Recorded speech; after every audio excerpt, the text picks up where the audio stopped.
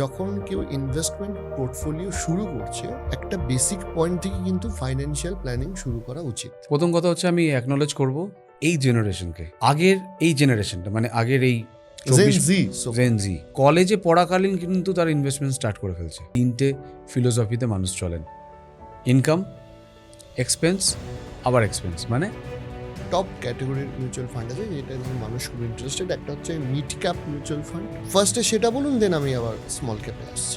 Large ক্যাপেরই আমি example ধরে বলছি।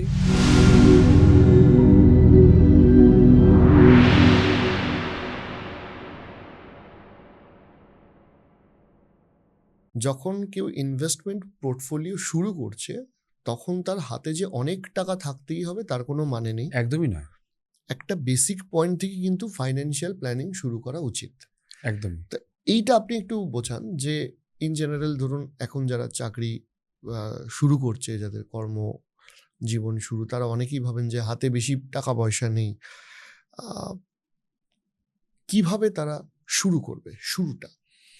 দেখুন, খুব ইম্পর্টেন্ট প্রশ্ন করলেন আপনি। প্রথম কথা হচ্ছে আমি অ্যাকনলেজ করব এই জেনারেশনকে। আমি প্রায় 23 ইয়ার্স এই ইন্ডাস্ট্রিতে রয়েছি। আগের এই জেনারেশনটা, মানে আগের এই জেন জি, তারা প্রথমে ভাবতেন একটা গাড়ি কিনবো, একটা ফ্ল্যাট কিনবো, বিয়ে করব, তারপর রিটায়ারমেন্ট, এইসব চিন্তাভাবনা করব। ঠিক উল্টোটা হয়ে গেছে। কলেজে পড়াকালীন কিন্তু তার ইনভেস্টমেন্ট স্টার্ট করে ফেলছে এই অ্যাপের মাধ্যমে। তার ভালো দিক খারাপ দিকটা আমরা আলোচনা করেই নেবো ডেফিনেটলি, তাদেরকে গাইড করবার জন্য। কিন্তু বিষয়টা হচ্ছে যে এই যে যারা সার্ভিস ইন্ডাস্ট্রিতে রয়েছে বা যারা বিজনেসের শুরুর দিকে রয়েছে, হয়তো প্যারেন্টাল বিজনেস, সে হয়তো বিজনেসে সবে এসছে, এসে সে বিজনেসটা করা শুরু করছে, তার মানে সে কিন্তু প্রফেশনাল লাইফে কিন্তু সে এন্টার করে গেল। এবার ইনকাম কত টাকা করছি that is not important. Income করে কেউ লাখপতি হতে পারে তার ফর্ম 16-এ বা তার ইনকাম ট্যাক্স ফাইলে। লাখপতি বা কোটিপতি হয় কিন্তু সেভিংস করে। রাইট। কত টাকা রোজগার করছি সেটা ইম্পর্ট্যান্ট না। তো এই বিষয়টা আমাদেরকে জানতে হবে যে আমি যখন শুরুটা করছি তাহলে আমার কী কী ধরনের ইনভেস্টমেন্ট করা উচিত। আবারও সেই গোল নির্ধারণ করতে হবে। বেসিক কয়েকটা গোল আপনার জীবনে থাকবে। যিনি সবে চাকরি জয়েন করেছেন, হতে পারে তার একটা ফ্ল্যাট লাগতে পারে যদি সে নিজস্ব ফ্ল্যাটে না থাকে বা নিজের বাড়িতে না থাকে। এবার অনেকের ক্ষেত্রে এটাও শুনেছি, না আমি স্যার একটা নিজের ফ্ল্যাট বানাতে চাই। কেন? আপনি তো রয়েছেন একটা ফ্ল্যাটে, আপনার বাবা বা মায়ের বানানো একটা ফ্ল্যাটে রয়েছেন, প্যারেন্টাল ফ্ল্যাটে রয়েছেন বা বাড়িতে রয়েছেন। এটা কেন? নিজেকে প্রুফ করার জন্য? দরকার নেই। নিজেকে প্রুফ করার জন্য অনেকগুলো জায়গা রয়েছে। সো যদি মা বাবার ফ্ল্যাট থাকে সেখানেই আপনি থাকুন আপাতত। প্রথমে প্ল্যান করুন হচ্ছে আপনার দূরের যে গোলটা, যেটা আপনি দেখতে পাচ্ছেন এখন হয়তো, যেটা কিন্তু আপনার জীবনে আসবেই।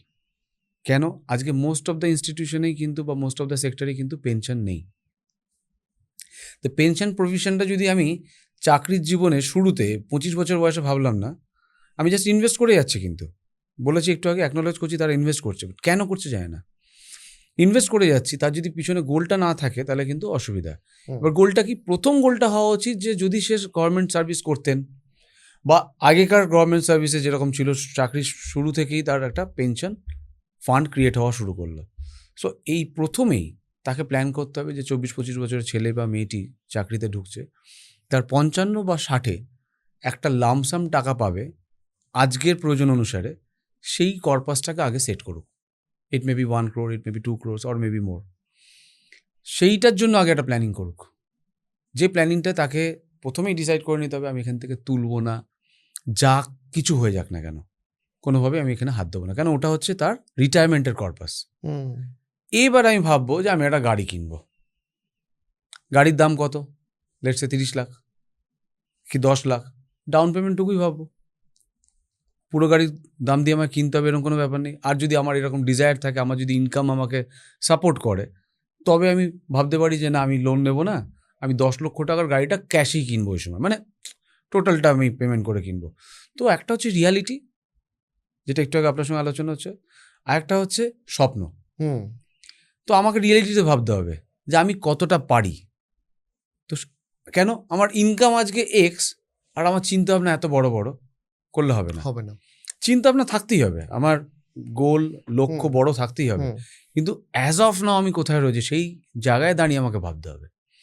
তো আমার এই মুহূর্তে স্যালারি হচ্ছে লেটস সে 50,000 টাকা। তো আমাকে ভাবতে হবে যে আমার বেসিক নিডগুলো খরচা করার পর কত টাকা বাঁচছে, সেইটাকে আমাকে প্রপারলি প্ল্যান করতে হবে আমার ইনভেস্টমেন্টের জন্য। আগের ভিডিওতে আলোচনা করেছিলাম 3টে ফিলোসফিতে মানুষ চলেন: ইনকাম, এক্সপেন্স, আবার এক্সপেন্স। মানে পরবর্তী এক্সপেন্সটা হচ্ছে অ্যাপ লোন। বন্ধুকে বললো, ভাই 2,500 টাকা পাঠাবি, হুম, হুম, হুম, সামনে মাসে দিয়ে দিচ্ছি হুম, স্যালারিটা হলেই। তো এই যে শর্টফলটা তাকে প্রত্যেক মাসেই কোথাও না কোথাও তাকে দিয়ে যেতে হচ্ছে। হুম। আলটিমেটলি কি হচ্ছে, সেভিংস তার জীবনে হচ্ছে না। আরেকটা ফিলোসফিতে চলে কিভাবে, ইনকাম করছে, খরচা করছে, বেঁচে যে টাকাটা থাকছে সেটা দিয়ে সে সেভিংস করছে। তো আমি ধরে নিলাম যে আপনি এই দ্বিতীয় পদ্ধতিটাকেই অ্যাপ্লাই করেন আর কি। তো তাহলে আমাকে ভাবতে হবে যে আমাকে নিড আর ওয়ানটা কতটা আমি ফলো করছি। মানে আমার জীবনের ডাল আর ভাতটা হচ্ছে বেসিক, হুম, তো আমার ওয়ানটা নিডটাকে বুঝতে হবে। সো নিডগুলো যদি আপনি কমপ্লিট করে ফেলেন 50,000-এর পরে বা 30,000-এর পরে, তার মধ্যে যে টাকাটা পড়ে থাকছে সামান্য কিছু টাকা খালি আপনি ইমার্জেন্সি ফান্ডের জন্য রাখলেন, আর বাকি টাকাটাকে আপনি সেভ করলেন। হুম, যে সেভিংসটা করছেন সেখান থেকেও তো আপনি বেরোতে পারেন যদি খুব প্রয়োজন পড়ে। হুম। তো দিজ আর দি ওয়েজ যেখানে আপনি নিজেকে একটা সঠিকভাবে উইথ ডিসিপ্লিন সঠিক আপনি পথে। নিয়ে যেতে পারবেন। থার্ড ফিলোসফি কি, ইনকাম আগে সেভিংস, তারপরে যা বেঁচে থাকলো সেটা দিয়ে খরচ। তার জন্যই সম্ভব যে প্রথমেই তার এই ফিউচারে গোলগুলোকে সেট করে নেবে। সেই গোলগুলোকে অ্যাচিভ করতে গেলে কত কত টাকা কোন কোন খাতে জমাতে হবে সেটা যদি আগেই সে জেনে যায়, তাহলে আগে সে জমানো শুরু করলো, তারপরে বেঁচে থাকা টাকাটা দিয়ে সে খরচ করা শুরু করবে, মানে তার দৈনন্দিন জীবনের খরচটা। এটা যে পারবে তার প্রত্যেকটা গোলই অ্যাচিভ হবে এবং rest of the life king size life lead করবে সে। দেখুন, লার্জ ক্যাপ মিউচুয়াল ফান্ড সম্পর্কে শুনলাম। আপনি ছোট করে যদি বলেন যে আর দুটো খুব টপ ক্যাটাগরির মিউচুয়াল ফান্ড আছে যেটা নিয়ে মানুষ খুব ইন্টারেস্টেড, একটা হচ্ছে মিড ক্যাপ মিউচুয়াল ফান্ড। ফার্স্টে সেটা বলুন, দেন আমি আবার স্মল ক্যাপে আসছি। লার্জ ক্যাপেরই আমি এক্সাম্পল ধরে বলছি। মানে স্বভাবতই মানে মিড মানে হচ্ছে মাঝামাঝি, হুম, স্মল মানে হচ্ছে একদম ছোট। তো এই মিড একটা সময় লার্জ হবে, আজকের দিনে মিড ক্যাপ। এই হয়তো কোনো এক সময় স্মল ক্যাপ ছিল, আজকে মিড ক্যাপে গেছে, আবার আগামী দিনে লার্জ হুম, ক্যাপে যাবে। এবার আমি বিং আ ইনভেস্টর কি বুঝবো কার সঙ্গে আমি এগোবো? যার প্রবাবিলিটি আছে বড়োর দিকে যাওয়ার, হুম, তার মানে তার প্রফিট বেশি হবে, তা একটা প্রফিটের পার্সেন্টেজ আপনি পাবেন অ্যাজ এ ইনভেস্টর। ঠিক স্মলের ক্ষেত্রেও তাই। এবার স্মলের ক্ষেত্রে যেটা সম্ভাবনা বেশি, যে স্মল ক্যাপ মানে যারা সদ্য বিজনেস স্টার্ট করেছে বা হয়তো তারা বড় ইনস্টিটিউশনেরই একটা হয়তো ছোট উইংস হয়তো স্মল ক্যাপে রয়েছে, সে আগামী দিনে মিড ক্যাপে যাবে, মিড ক্যাপ থেকে লার্জ ক্যাপে যাবে। তার মানে এর যাত্রাটা অনেকটা লম্বা।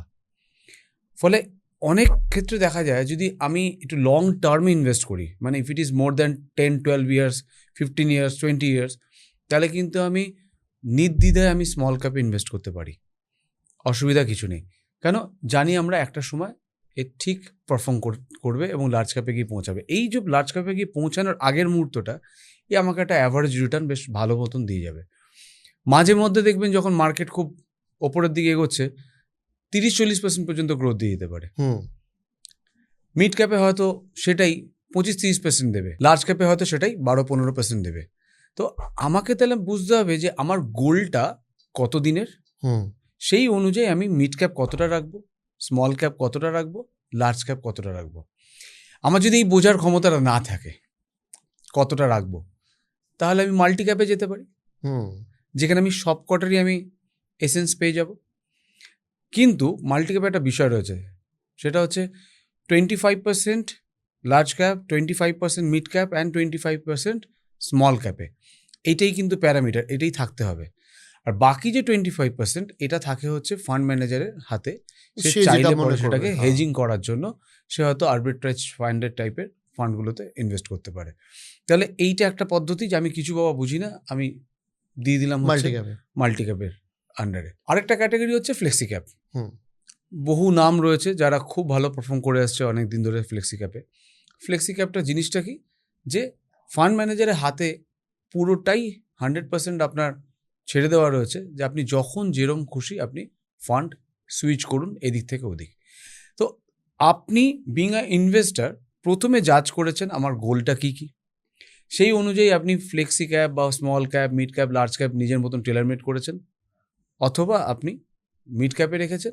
এই তিনটের মধ্যে যদি ভাগ করেই যদি রাখেন, ধরুন আপনার 100 টাকাটাকে আপনি আবার তিনটে ভাগে ভাগ করে রেখেছেন, তাতেও হতে পারে। কিন্তু আমাকে বুঝতে হবে যে আমার গোলটা শর্ট টার্ম, মিড টার্ম না লং টার্ম।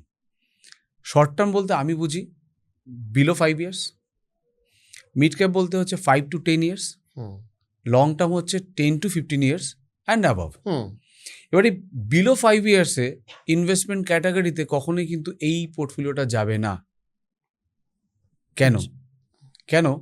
5 বছরের যে গোল নিয়ে সাধারণত ভাবনা চিন্তা করে এগোয়, তার আবার 2 বছরের মাথায় উঠিয়ে নেওয়ার একটা প্রবণতা থাকে। হ্যাঁ, এবার এই মানুষটা ইনভেস্ট করবে ভেবেছিল 5 বছরের জন্য, কিন্তু দুম করে 2 বছরের মধ্যে যখন তুলতে যাচ্ছে পারফরমেন্স খুঁজে পাচ্ছে না, যদি মার্কেট অসম্ভবভাবে পড়ে থাকে বা কোনো কারণে মার্কেট পারফর্ম করছে না। তাহলে সেই ক্ষেত্রে আমায় কিন্তু ডেট ফান্ডেরও হেল্প নিতে হবে। এবার এটা খুব ইন্টারেস্টিং একটা জায়গা যে আমরা দেখছি যে সকলেই মিউচুয়াল ফান্ডে আছে, একটা প্রচণ্ড একটা স্রোতের মতন মানুষজন মিউচুয়াল ফান্ডে ইনভেস্ট করছেন, কিন্তু না বুঝে, তার ফান্ডামেন্টাল বিষয়টা না বুঝে ইনভেস্ট করছে। তাই ভাবছে এতে বোধহয় প্রচুর প্রফিট, এতে বোধহয় রিস্ক আছে। আবার এতে অনেকে ভাবছে যে এতে যাওয়া মানে মিউচুয়াল ফান্ড সেগমেন্টে যাওয়া মানে খালিই রিস্ক আছে। সেটা কিন্তু নয়। এই খালি রিস্ক নেই, সেটা কিভাবে সেটা বুঝতে হবে।